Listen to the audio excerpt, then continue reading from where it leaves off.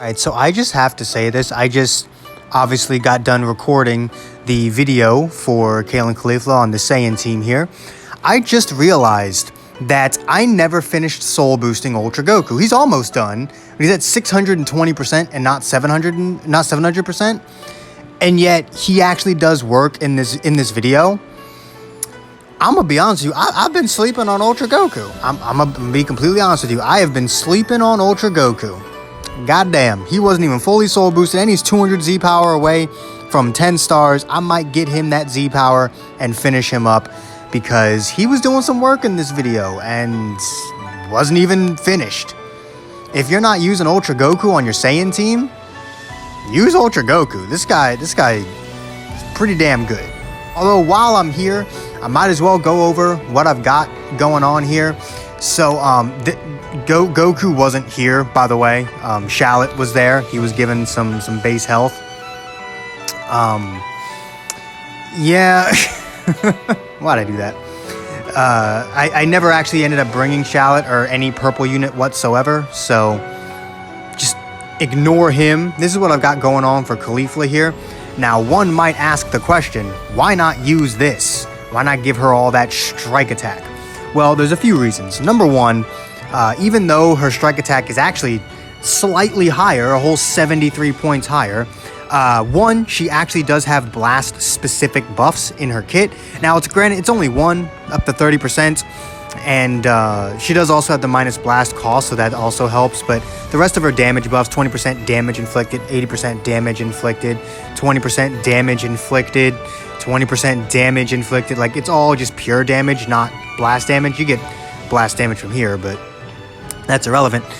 So you very much can go that route, but I kind of just wanted to go, full blast, see what she could do. So I've got this one right here, blast attack, special move damage, some blast defense. This one I've got some double defense and some blast attack per Saiyan. And then I've got this one, both attacks, both defenses. I wanted her to be able to survive at least a little bit, at least long enough to actually be able to, build her damage. She needs to last the first 20 counts so that she can get those extra buffs and be able to use her main ability and such. So gave her a little bit of defense. There's also plenty of defense coming from Super Saiyan 3 Goku giving double defense, Revival Goku giving double defense, and Shallot, who was on the team, giving base health. She actually was able to take some hits. Obviously, her defenses are whack, so, she's still fragile as hell, but she didn't get one comboed at any point in this video. So you very much could go with this equip right here. In fact, I'd probably recommend going for this equip right here. And obviously, instead of this equip, you could probably go for this one. I just went with the one that I did because it was a Z rank and it looks cool to have all those Z's there. But realistically, especially if you have a Z of this, just use this. The key recovery is really going to help with the card draw speed, and then it gives more blast attack and about the same special move damage. So once I grind a Z of this, I'm definitely going to start using it instead of this, but until then, I just want to look cool with my Z ranks, because that's really all Z rank is. It's just you looking cool. It doesn't actually affect you. S and Z's are practically the same.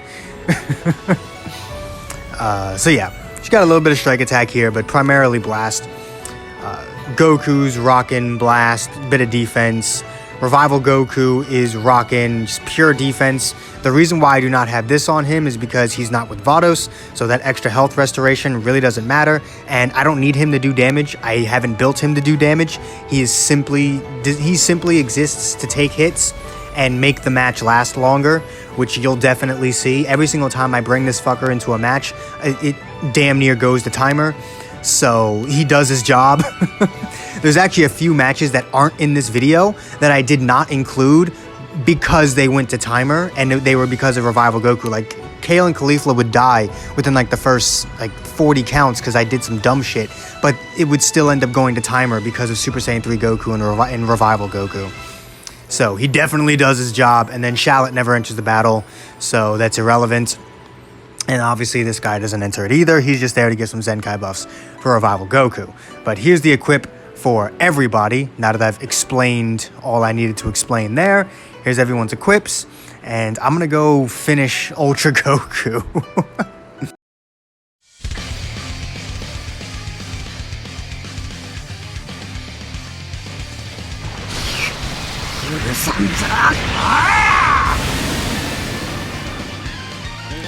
Alright, had to let Ultra Goku's intro rock since we don't see that very often. But here we go. Hopping in with the matches here. We up against the Saiyan team, my favorite type of team, the defensive one with Angel Vegeta. Now you're going to notice Caulifla and Kale really don't do much damage on that first combo. You really want to keep them alive for those first 20 counts. Once those first 20 counts elapse, they start doing a lot. I mean, the Super does pretty hefty amount, but that's because it's massive impact. But once those first 20 counts elapse, and especially after they've popped their main ability, their damage starts to become insane. That's why I wanted them to be able to take a few hits.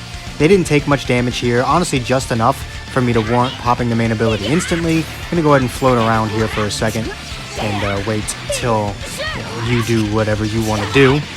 Super Saiyan 3 is a tanky boy, so we're not going to do that. He drains my ki here, which is perfect actually because it gives me an excuse to pop the main ability, and now you're going to start seeing some big damage rocking from Caulifla.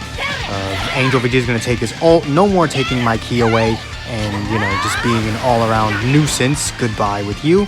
Reload our hands. It would be absolutely disgusting if that also restored your ki. Go ahead and pop this green card so we can get our Vanish back. I really didn't want to get locked in, but hit by anything while I was still in because I wasn't going to swap out. And now the damage is starting to really roll. You see we are just pounding the shit out of Majin Vegeta.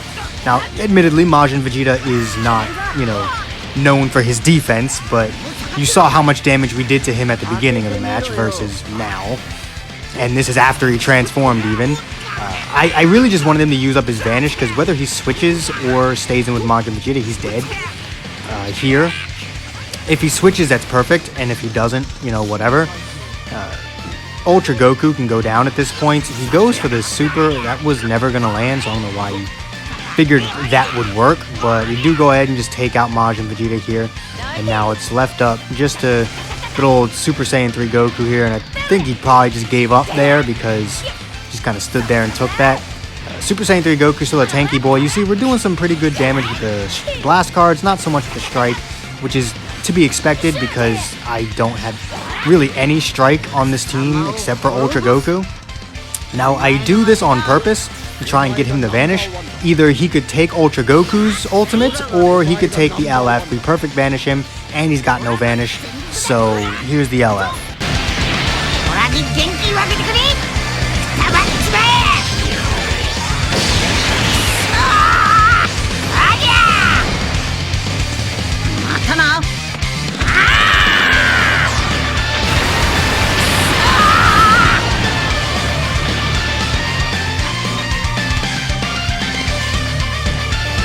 It's been a long-ass time since I've actually done that LF. I've been hit with it a handful of times since he got his Zenkai, but that's the first time I've actually been able to hit it since he got his Zenkai. Because now that he's at Zenkai 6, I can actually use him in battle.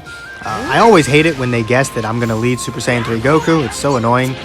He figured I was going to switch, and I'm like, no, Super Saiyan 3 Goku is more than tanky enough to handle UI Goku. I'm not afraid of UI Goku at all.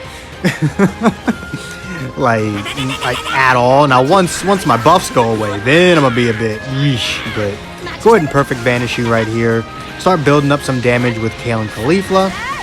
Try and build up those blast damage buffs so that we can go ahead and start doing some good damage here. We do go ahead. Do I pop the green? Probably not. I probably save it for the vanish restoration.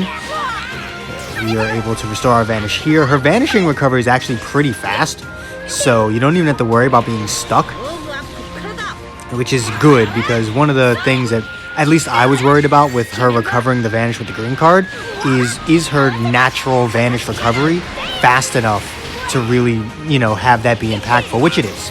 She doesn't have the same, vanish recovering abilities that Kid Buu has, but come on, Kid Buu's a Legends Limited unit. They were never going to make that green card that good, on top of giving her normal vanish gauge recovery buffs, but her vanish gauge recovery is definitely faster than some other units in the game, so it works out. I do like the whole vanishing thing that she's got going on, and since she's so damn fragile, she's really going to be able to take advantage of it throughout the course of the battle.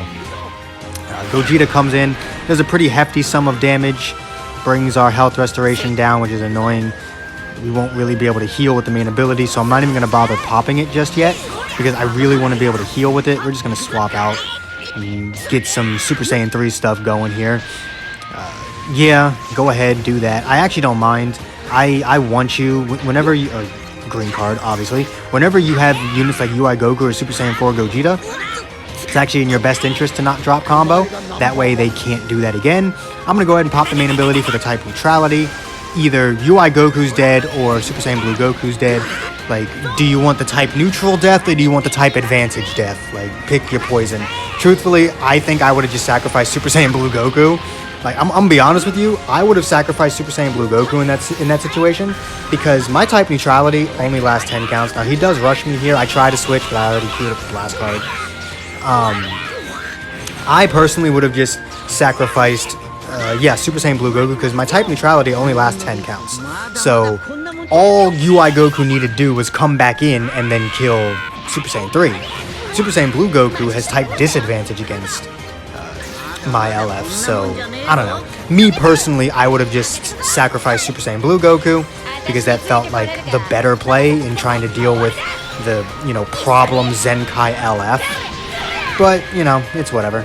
We do go ahead and hit Super Saiyan Blue Goku with our ultimate here, and we take him out.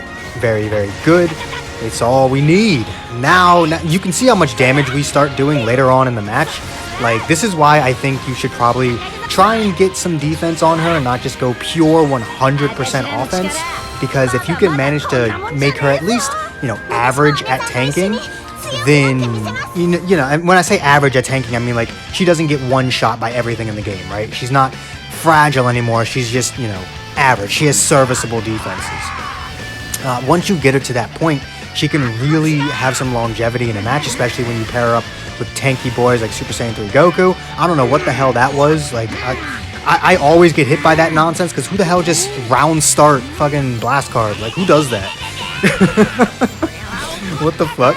Here, take all that damage back. Remember, this Ultra Goku is not fucking fully soul boosted, by the way.